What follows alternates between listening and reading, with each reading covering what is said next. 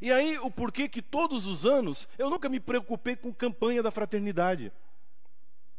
Eu vi e estou vendo, como você também, toda essa discussão. Eu sou padre esse ano há 25 anos. Há 25 anos, como padre, eu faço parte da campanha da fraternidade.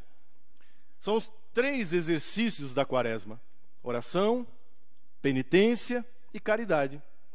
Caridade, aqui se encaixa, nesse terceiro tópico, um aspecto da caridade que a campanha da fraternidade propõe.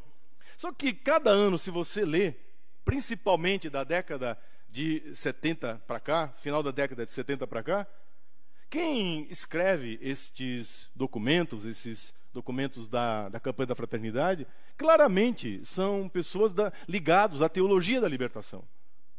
E o que a teologia da libertação prega? Ou seja, não é a igreja, não é a teologia da igreja, é uma teologia, um tipo de teologia que prevaleceu no Brasil e que quis se impor como a única leitura espiritual, a única leitura bíblica, a única leitura possível teológica, e não é.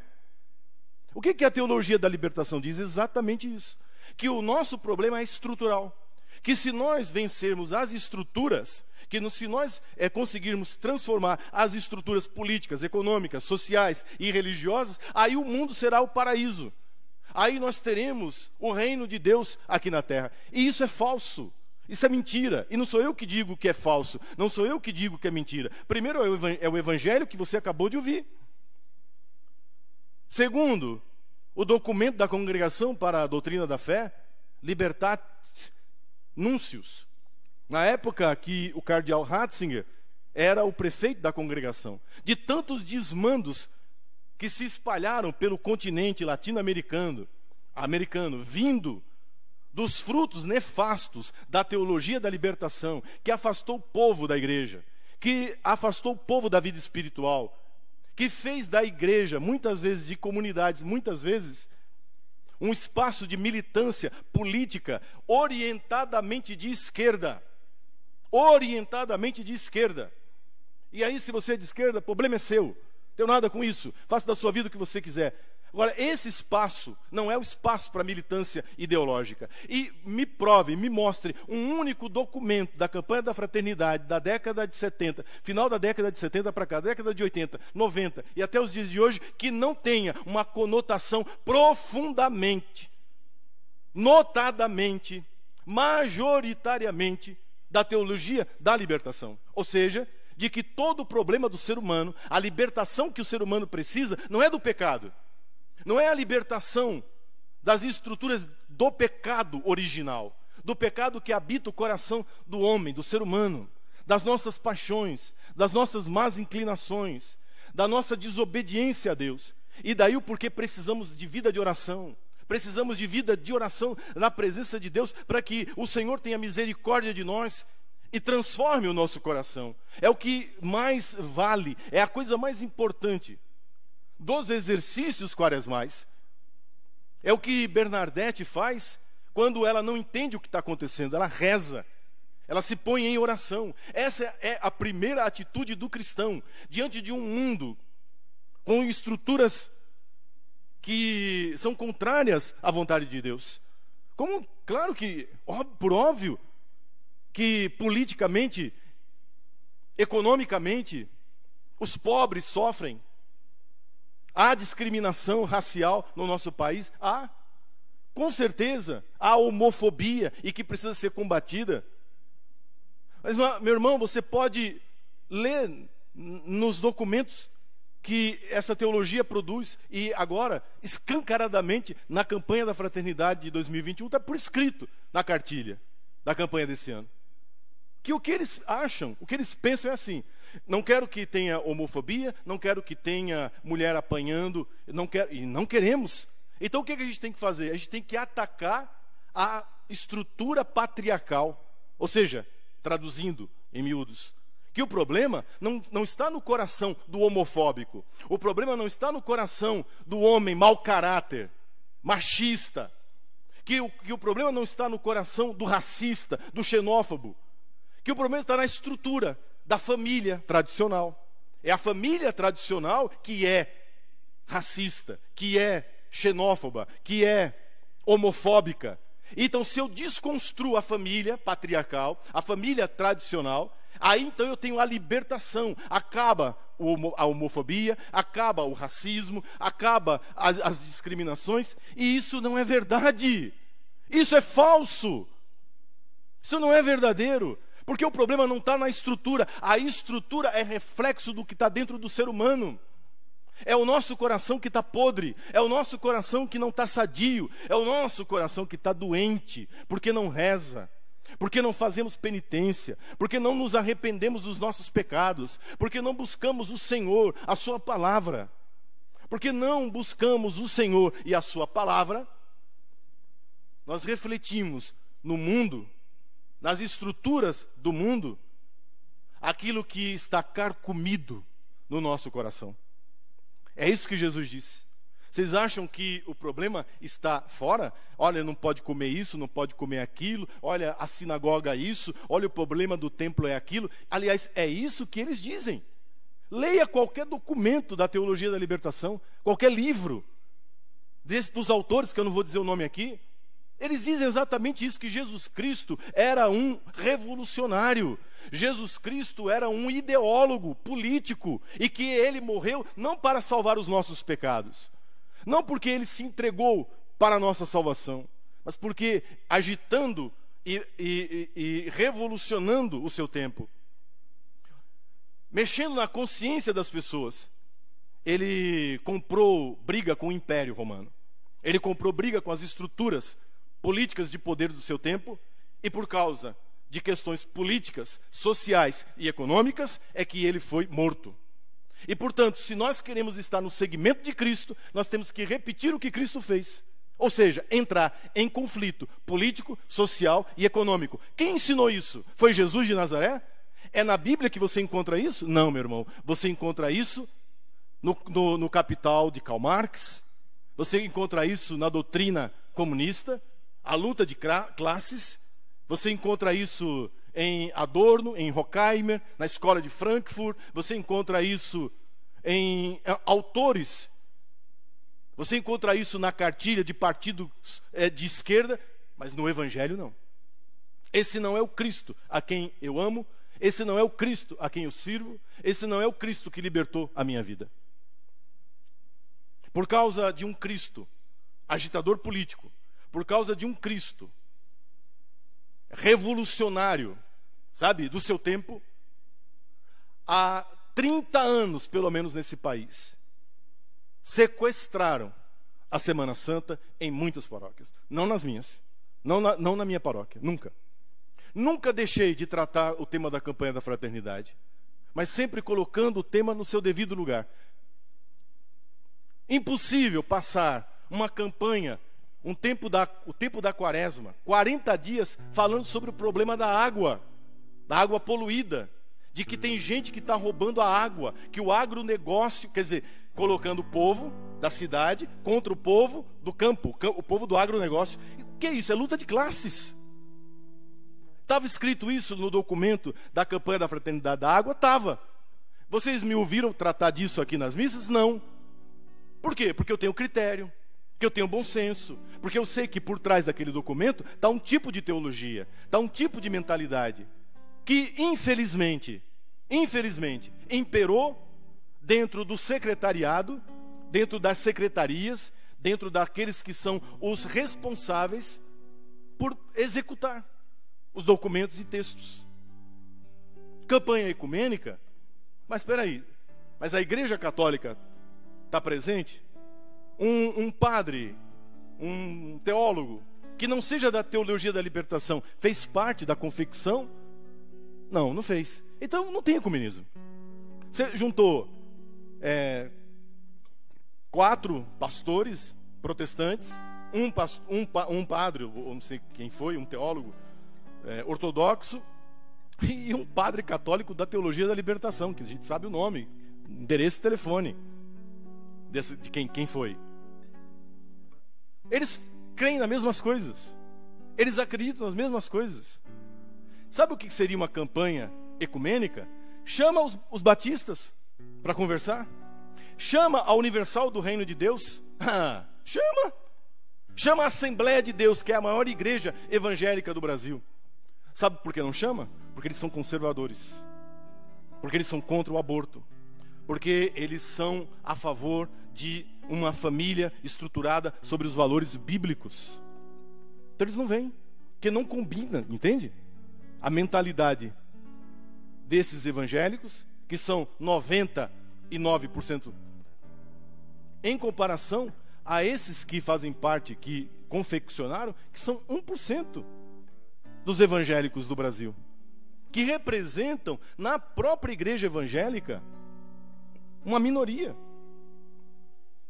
Não são as estruturas. Santa Bernadette é a prova disso. Essa menina tinha tudo para ir para a marginalidade, para se transformar numa prostituta, para vender o corpo dela num cabaré francês, como haviam tantos naquela região. Bernadette Sobiru era para ter se criado com ódio da família, com ódio do pai, com ódio da mãe, com ódio dos irmãos, talvez fazendo parte de um núcleo anarquista, um núcleo bolchevista, né? Um núcleo que havia naquela época, do Partido Comunista Francês. Não. Uma menina, uma moça que se abre para a graça de Deus e que compreende que o problema está no paraíso. Começou quando o ser humano fez a sua primeira opção e fez errada, e fez egoisticamente. Se a troca, a mudança de estrutura econômica, política, social trouxesse o reino de Deus para essa terra, a Suíça seria o reino de Deus. Os países da Escandinávia seriam o reino de Deus. O Japão seria o reino de Deus aqui na terra. Porque política, econômica, socialmente, eles estão muito bem estruturados. A Finlândia tem o melhor IDH do mundo. Mas a Finlândia não é o reino de Deus na terra. Quando nós olhamos a aplicação, escute, a aplicação dessa cartilha marxista, da luta de classes, quando esta política, quando essa economia é aplicada, o que nós vemos é genocídio, o que nós vemos é morte, o que nós vemos são governos totalitários e criminosos, aqui pertinho de nós, fazendo fila para comer sobra do supermercado, aqui pertinho de nós. Entende? Como assim? E Bernadette, entendendo isso, compreendendo isso, se ajoelha diante do sobrenatural e entrega a vida inteira a Deus, pelas mãos de Nossa Senhora. Vocês acham que essa mensagem não é para os dias de hoje? Vocês acham que Nossa Senhora de Lourdes não tem uma mensagem atualíssima para esse momento que estamos vivendo? Bernadette viveu a vida inteira doente, fisicamente doente. Quando ela ficou paralítica na cama, uma freira chamou o padre para dar a unção. O padre e a freira entraram para visitá-la no quarto e fizeram uma brincadeira com ela, dizendo: "O que você está aí com preguiça?" Brincando, sabe? Aquelas brincadeiras chata, preguiçosa. "O que você está fazendo aí deitada?" E a resposta dela é a mensagem. De novo, a mensagem de Lourdes. Ela revela uma das coisas que Nossa Senhora tinha dito a ela. Ela disse assim: "Eu não estou aqui deitada com preguiça. Eu estou aqui obedecendo as ordens de Nossa Senhora. Porque o meu trabalho aqui na terra é sofrer.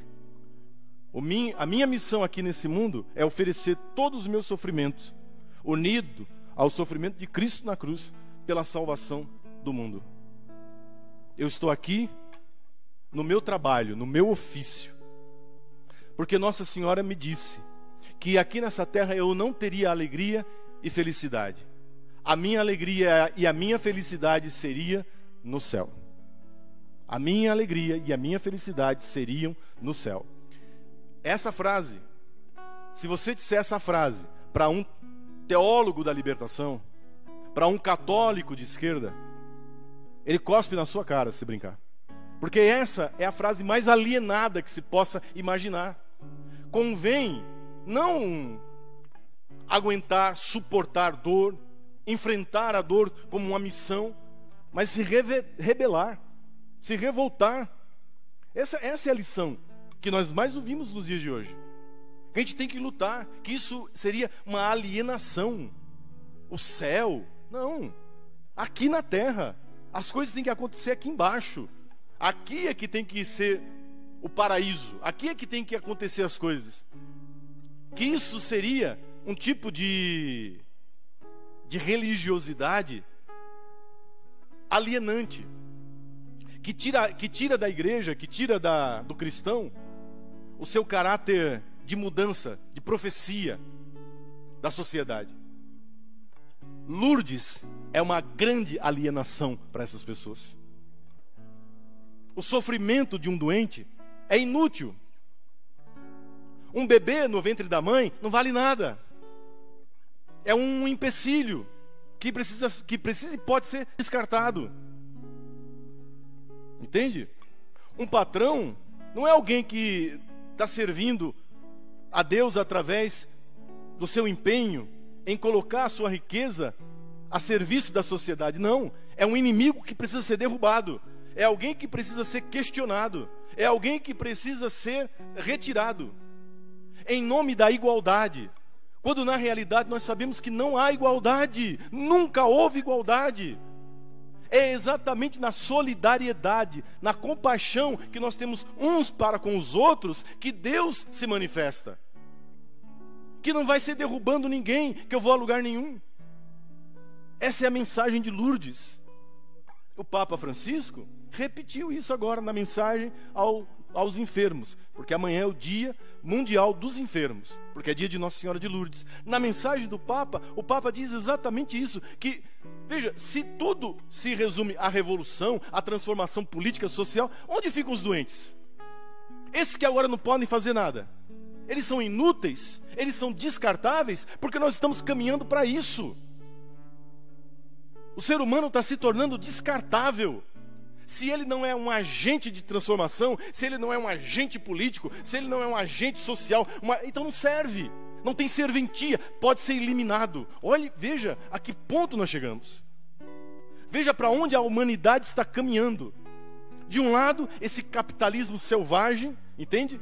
Que só vê dinheiro, que só vê lucro, desalmado, sem coração. E do outro lado, o ódio, o ressentimento, a revolução.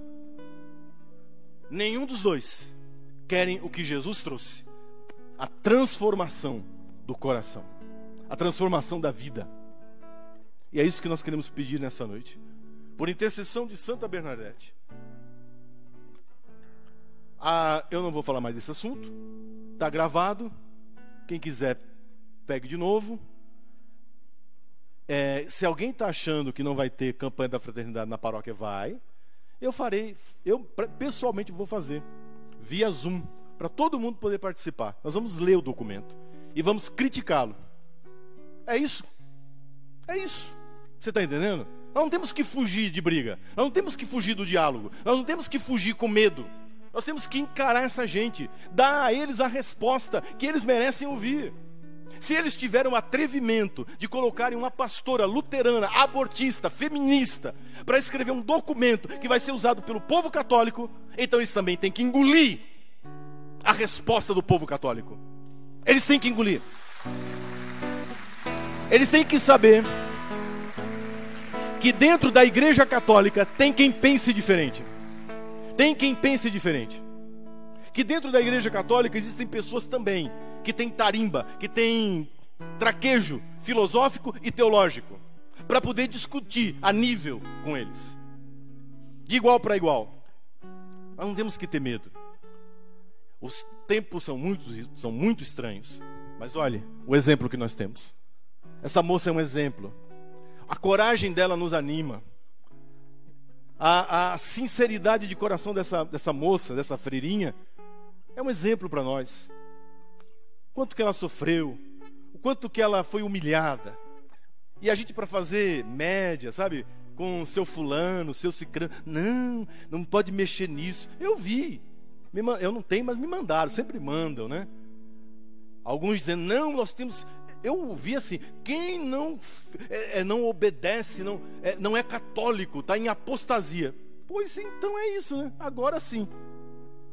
Veja, isso são os ecumênicos, viu?